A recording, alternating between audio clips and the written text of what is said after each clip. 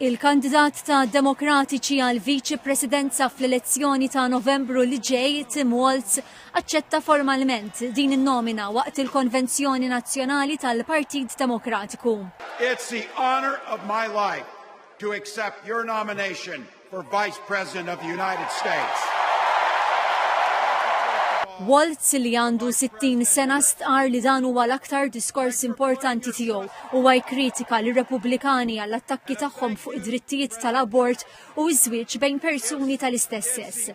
It-tielet jum tal-Konvenzjoni Nazzjonali tad-Demokratiċi kien karatterizzat minn mument emozzjonanti meta ndirizzaw il-folla l-ġenituri ta' Hersh Goldberg Paulin li qed jinżamm ostaġġ f'Gaza.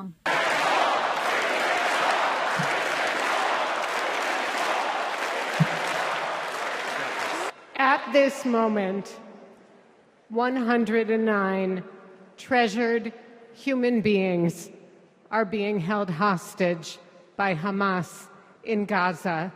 One of those Americans is our only son. His name is Hersh. This is a political convention. But needing our only son and all of the cherished hostages home is not a political issue.